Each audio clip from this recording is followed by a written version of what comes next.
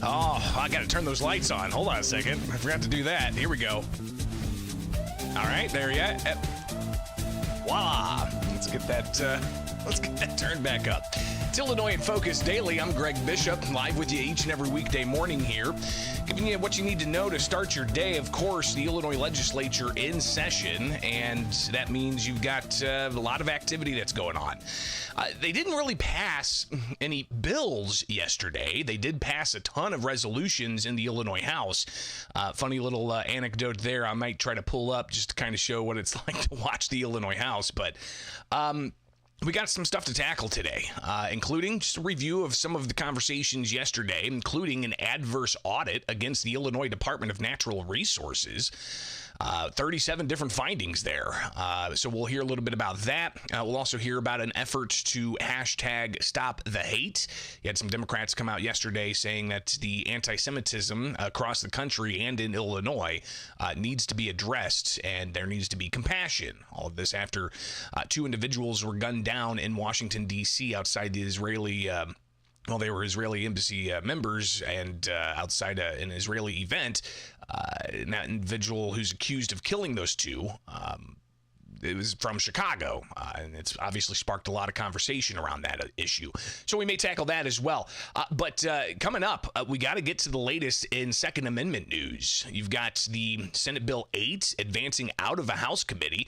Expect that to be on the House floor, possibly today, before it gets over the final hurdle to get to the governor's desk. But you also have happening today the case Schoenthal versus the state of Illinois and Cook County about the challenge to the state's ban on concealed carry on mass transit. And that has been found unconstitutional by a district federal judge and now is in the appeals court.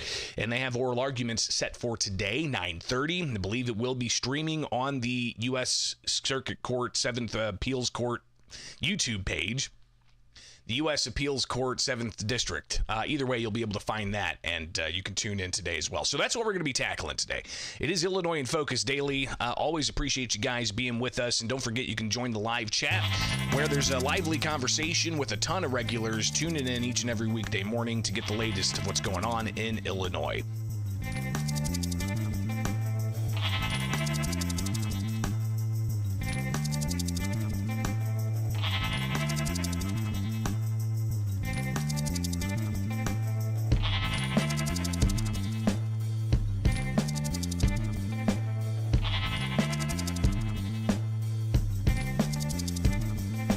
We don't really push firearm safety training. We push sex ed training. We push drug use training. We push alcohol training. And why do we do that?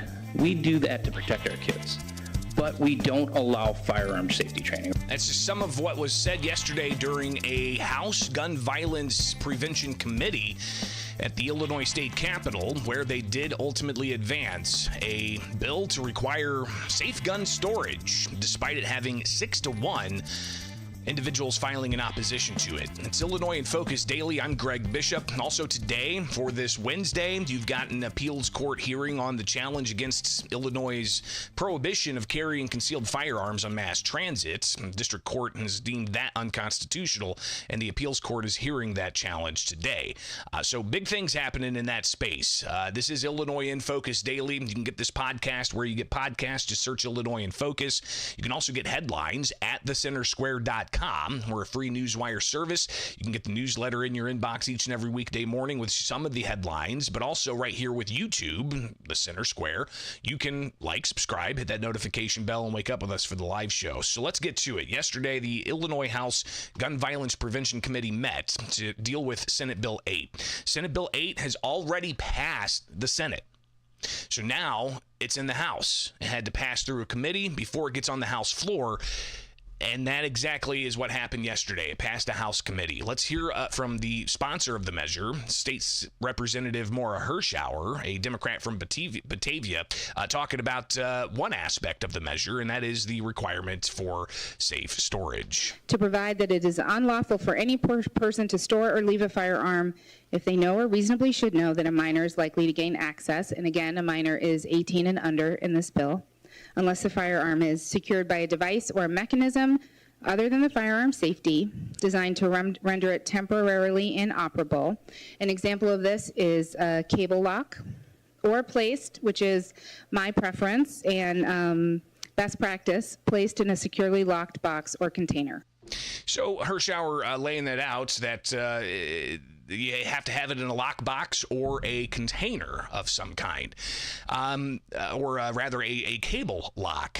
So here is Illinois State Rifle Association's Ed Sullivan pushing back on that during yesterday's committee. A cable, which is a cheap device, cheaper, still very good device to lock a thing, is not eligible under this bill that was just reported.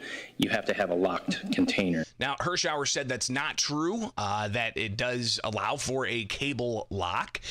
But let's take a look at what the language of the bill actually says here. You can go and find this at ilga.gov and search for SB 8, and you'll pull up the language here, and it says, let's just go through this. Except as provided in this section, it's unlawful for any person to store or leave within premise under his or her control a firearm if a person knows or has a reason to believe that a minor under the age of 18 who does not have a firearm owner ID card is likely to gain access to the firearm without the lawful permission of the minor's parent, guardian, or person having charge of the minor, and the minor causes death or great bodily harm with a firearm unless the firearm is 1. Secured by a device or mechanism other than the firearm safety designed to render a firearm temporarily inoperable, or placed in a securely locked box or container.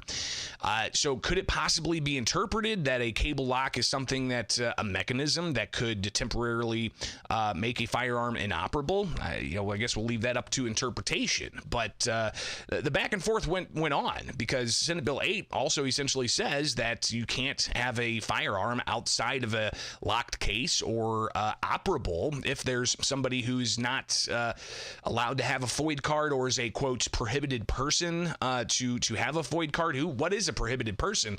Well, a prohibited person is somebody in Illinois that does not have a firearm owner ID card. Sullivan says that could be grandma coming in from out of town. So a prohibited person is someone that doesn't have a FOID card.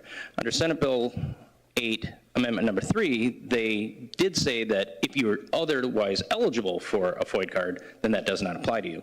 So what that tells me is don't invite Aunt Grandma or your grandma from Wisconsin to your facility, or a cousin or someone that lives out of state, because if they would gain access to your firearm, you would be in violation of this law. And Hirschauer responding to that, saying that, no, in the law, the intent isn't to say that somebody without a FOID card is considered a prohibited person, even though earlier in the language we looked at there, it does say that, anyone under the age of 18 that does not have a firearm owner ID card. Well, what does that say, though?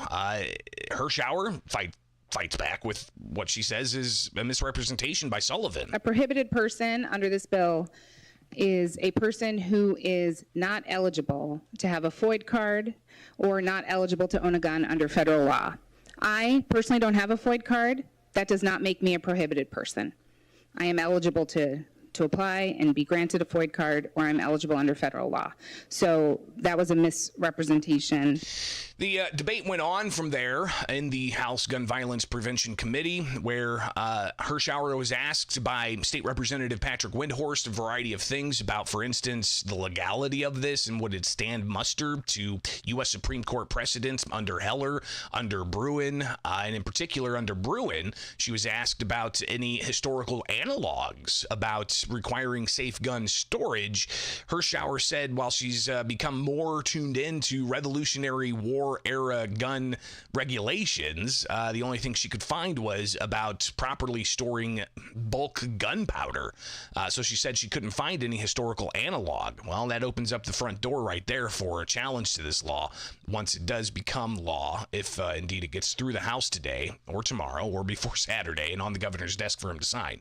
And to the legality of it, you have Josh Witowski with Illinois Federation for Outdoor Resources saying that the U.S. Supreme Court has already essentially ruled on the issue of requiring firearms to be inoperable. That you have a right to have a firearm accessible for the purposes of self-defense.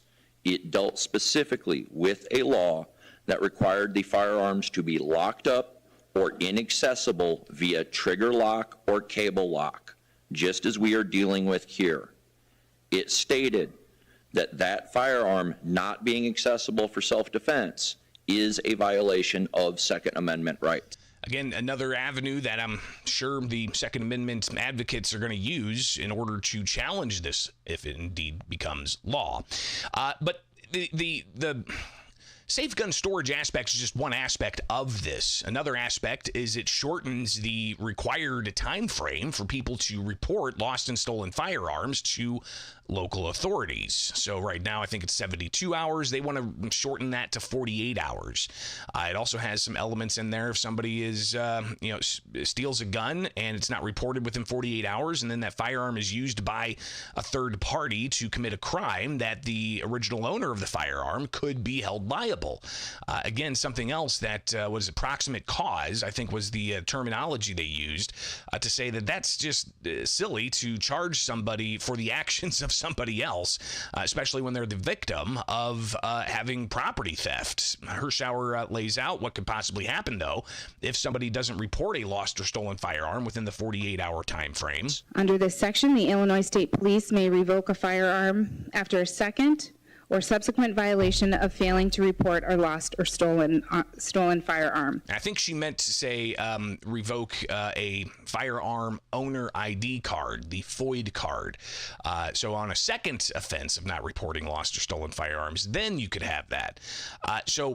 Sullivan, he finished up some of his comments essentially saying, listen, there's other ways to make society more safe other than continued, what Second Amendment community would say are onerous laws on legal gun owners, like safe gun storage or banning weapons or requiring them to get a FOID card, for instance. Sullivan says we need to get back to the basics. We don't really push firearm safety training. We push sex ed training. We push drug use training. We push alcohol training. And why do we do that? We do that to protect our kids. But we don't allow firearm safety training. Again, another interesting point. Hirschauer says while it's not a mandate, the legislature did recently allow for local school districts to implement some kind of firearm safety course for children. Again, though, it's not a mandate. Should it be a mandate? Or maybe something that schools have to do and parents can have their kids opt into it? I don't know. But regardless, an interesting little side note there. So that is expected to come up on the House floor sometime before Saturday. Could it be today? Could it be Thursday, Friday, or could it be late Saturday? We'll see. Obviously, as a reporter, the editor of Illinois here in the land of Lincoln for the Center Square. So we're on top of it, and we'll definitely keep you posted. Follow along with thecentersquare.com. You can also follow me on X. Just search Bishop on Air, and you can find a whole slew of stories there as well. Something else that's happening in the Second Amendment space today. You've got the Schoenthal case, which is about the the challenge against Illinois and Cook County's ban of carrying concealed firearms on mass transit. This was filed several years ago. It was in the district court where the district judge found it unconstitutional as applied to the individuals that brought the lawsuit. So it's not a blanket, it's unconstitutional for everybody, just for those who filed the lawsuit. So that whole saga, too, was interesting, and we can go back and revisit some of that because I tuned into a phone call of a conference between attorneys and the judge in the district court after the judge made his determination it was unconstitutional. The state and the Cook County lawyers said that the judge's decision 3 days after the fact, somebody was murdered on the Red Line or something up in Chicago and using firearms. An assailant killed, 2 people, I think. So the judge took offense to that, brought them in and chastised them, saying that the judge did not pull that trigger, that it's likely the individual who was the assailant in this did not have a FOID card or a concealed carry license and was a criminal. And the judge's decision had no weight on that. So the state's attorney and the Cook County attorney, they got raked over the coals during that. But ultimately, that case now in the appeals court, and they have an oral argument set for today. They'll have to be, essentially the supporters of the prohibition of carrying concealed firearms in mass transit having to defend the law, and after a district court said it's unconstitutional. So we'll see what happens there. Other things, you've also got some filing deadlines early next week of the state having to respond, the plaintiffs having to respond in the Barnett case. That's the case challenging Illinois' gun and magazine ban. So we'll get some more updates on that next week. Still have yet to see if there's going to be oral arguments scheduled in the 7th Circuit U.S. Court of Appeals, but clearly that's something to watch for. But again, all today, we're going to be watching for if SB 8 passes out of the House, and then also we'll be tuning in to the 7th Circuit U.S. Court of Appeals YouTube channel for their oral arguments in the Schoenthal case. We'll review that tomorrow here with Illinois in Focus Daily. I'm Greg Bishop. Like, subscribe, hit that notification bell, and wake up with us each and every weekday morning as we bring you the latest of what's going on in the land of Lincoln. Each and every weekday morning. Catch us live, get the podcast, check out the headlines at thecentersquare.com.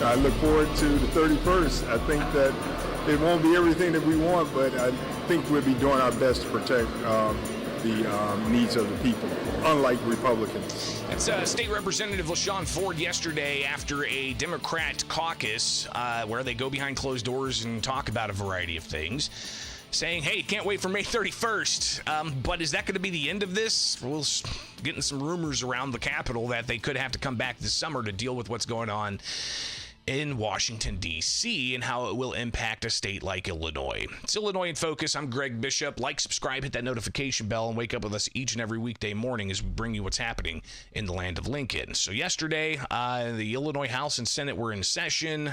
No talk about the budget. And a lot of different chess pieces moving on the board as to what's going on behind closed doors and, what the minority party Republicans are trying to defend against, even though they don't have the majority to be able to do anything. I connected with State Representative Adam Niemerg before session yesterday and talked about what his understanding is of the status of the budget. Well, I haven't heard anything about the budget. We're hearing rumors about what they're doing, a sales tax increase, a service tax increase. But the truth of the matter is that we're broke in the state of Illinois. The Democrats have a spending problem, not a revenue problem. When I came in, the budget was at $42 billion. Now we're looking at $56 billion. So a lot of money expected to be spent. Is it going to be a $56 billion budget? Or are we going to see some trimming? Are we going to see tax increases? If there are tax increases, what's the cost going to be to constituents across the state of Illinois? So I was thinking about that on the drive in and thinking as a state legislator, I don't know what the budget's going to be. I'll probably see it at midnight Saturday if we see it at all. But it looks like a tax increase for the folks in my district, and we have very little say-so in what happens here in Springfield on that issue. But we will keep pushing back, try to get answers, and try to make sure that we don't see a tax increase this year and continue to push back against the Democrats. And how does that happen as Republicans have the super minority? What exactly are they going to do? How are they going to fight? Well, floor speeches, news releases, public pressure, letting my district know what's going on. Obviously, you said it, we're in the super minority here, but it's a situation where we shine light on the issues. Like we have certain press conferences talking about overspending, talking about releasing Doge here in the state of Illinois. It's about shining a light on those issues, letting the people of the state of Illinois and folks in the districts that the Democrats are in are waking up to this and realizing, hey, we have a tax and spend problem. And don't forget, there are Democrats that care about the tax and spend problem. You see Fred Crespo that was stripped of all of his committee chairs and even kicked out of his own caucus because he's fed up with this mess. So things are starting to splinter in the Democrat Party, and we'll be here to help as much as we can to see what's going on, to tell the people of Illinois how much we're spending and what there is a tremendous amount of waste. So you mentioned Fred Crespo. He is a Democrat state representative from Hoffman Estates. He's been with the legislature for years, and for years he's been one of the Democrat voices that's talking about the problems with creating new programs with lines in the bill saying subject to appropriation and then ultimately not getting any money appropriated for it. Crespo's talked about how that just is empty promises and ultimately can come back as audit findings for the legislature and for the various agencies where these new programs are started but not funded. So Crespo's been somebody who you might consider fiscally conservative, right? Well, he was last week or the week before kicked out of the Democratic caucus. He was a chair of an appropriations committee. He's been replaced by State Representative Bob Rita.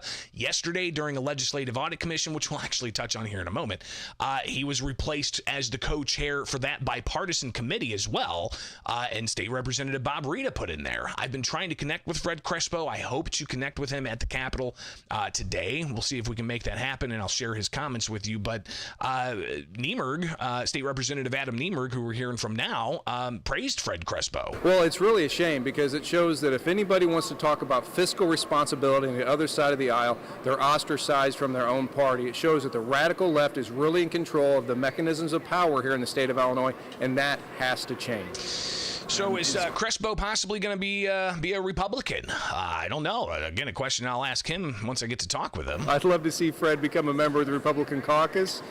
He is a fiscal conservative, I like to say. Fred's also a really good guy. But seeing what the Democrat Party has done to him, where we could always use good people that understand that we spend too much money here in the state of Illinois. And State Representative Adam Niemerg, obviously part of the Freedom Caucus as well. But I want to also give you the other side, right? That's what we do here. We try to get you all sides of the story. I connected with State Representative LaShawn Ford, who we've had on the program live before, Chicago Democrat, and he was inside a Democrat House caucus where they've been meeting, surely talking about the budget and status of the budget. I had one source tell me all they talked about was that the budget working group, the Democrats behind closed doors crafting the budget, simply just said, hey, we worked all weekend, they said, and they didn't really get many updates, one source told me. But Ford, he talked on record about, what's going on, how this is coming together, where we're at, what's the status. Well, I think that we have a good thing with Speaker Welch. Speaker Welch has a very good handle on the budget process, and I'm confident in his ability to help us get a compassionate budget. What does a compassionate budget look like? Are there going to be tax increases to be more compassionate, as Ford says? Oh, it's too early to tell, but I know that I'm confident in our leadership budget team and Speaker Welch's ability to negotiate with the Senate and the governor's office for a compassionate budget. So others may be thinking, well, what about the taxpayers?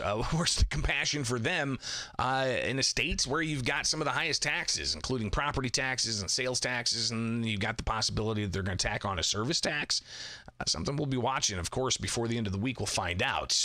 But we're also hearing rumors that legislators could possibly do some kind of stopgap funding measure to get through part of the summer and then see what happens with the Trump administration if they withhold funding from states like Illinois and what that's going to look like. And maybe the state will have to come back and pass another measure, and that would have to be sometime this summer. Is that what's going to happen? A question I asked to LaShawn Ford. You know, we just have to be ready at all times is what we're being told by Speaker Welch. You know, make no plans but to come back if he needs us.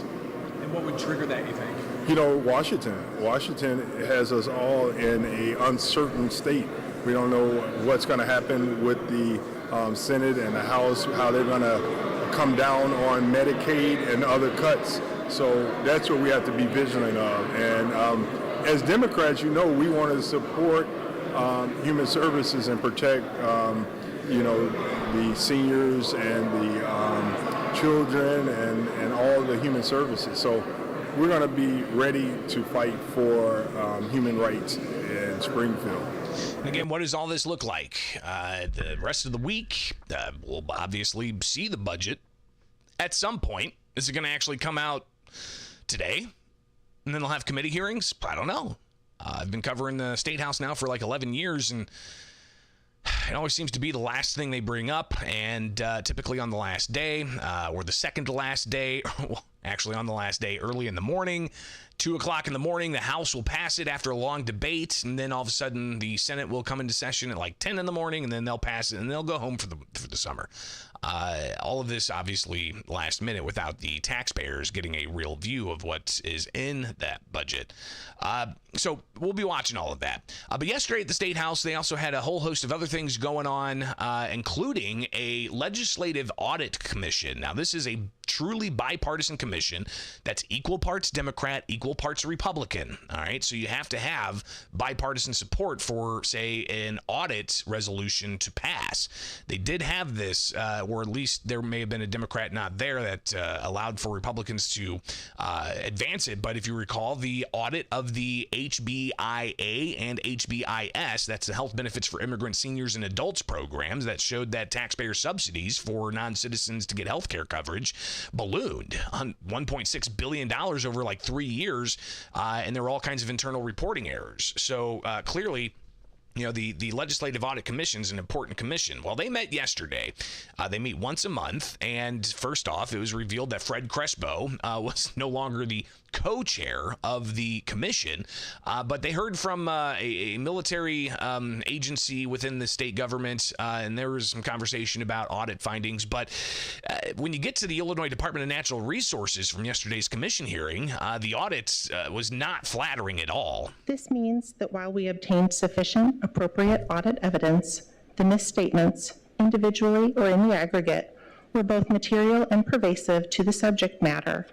To such an extent, we expressed an adverse opinion, pursuant to the codification of statements on standards for attestation engagements, pursuant to which our compliance examinations are conducted. There were 37 total findings in this compliance examination. The audit findings before you are reflective of fiscal years 21 and 22. In January 2023, I was honored to accept Governor Pritzker's appointment as IDNR Director. And in May of that year, March of that year, I came before this commission for IDNR's fiscal years 2019 and 20 audits. At that time, I shared with you the same message that I convey to my team. Fixing recurring audit findings is a critical priority.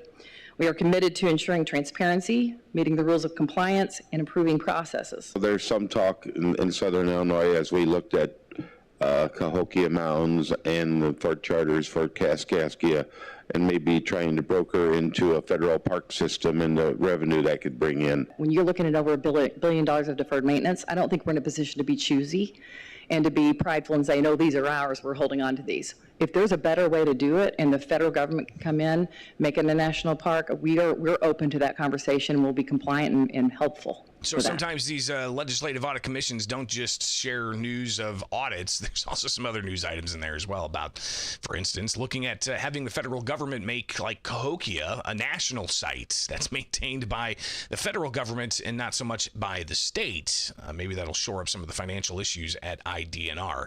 But some of the things, like they said in the audit, was mishandling of historical artifacts and fund reporting and such. You want, obviously, your government to be efficient and true in how they report things, but clearly these audits are I love reading audits. I don't know why. There's something about it. You can go to the Illinois Auditor General's website.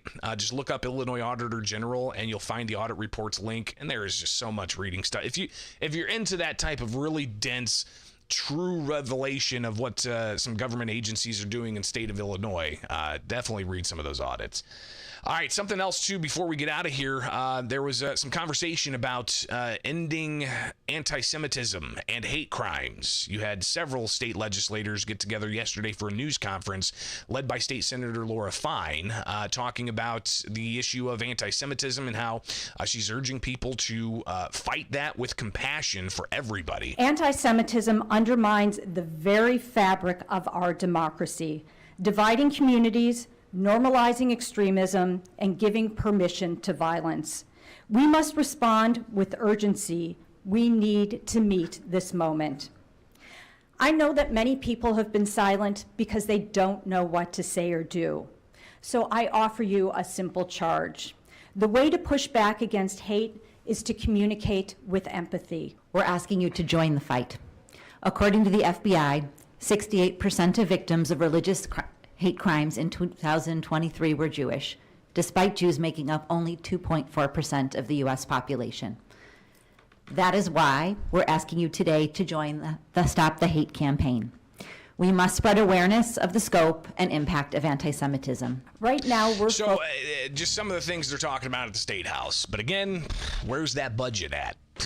It's the main thing that state legislators are supposed to do every spring session. It's always the last thing. They've had 5 months. Could they have done this in April? They did it 1 year. They got out early. I think that was like a post-COVID session where everybody was like, just take a deep breath. But we'll be on the grounds at the Capitol today, Thursday, Friday, Saturday. Wake up with us each and every weekday morning here with Illinois in Focus Daily. I'm Greg Bishop. Like, subscribe, hit that notification bell, get the podcast where you get podcasts, Illinois in Focus, and you can also get the headlines at the Center Square. Sign up for the newsletter today. I'm Greg Bishop. Follow me anywhere. Just search Bishop on Air.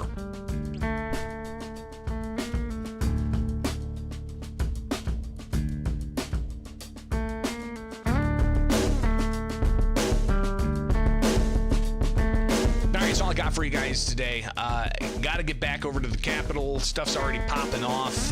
We'll have session. The governor's got an event where he's going to have a press gaggle. So it's the first time we've heard from the governor in a while.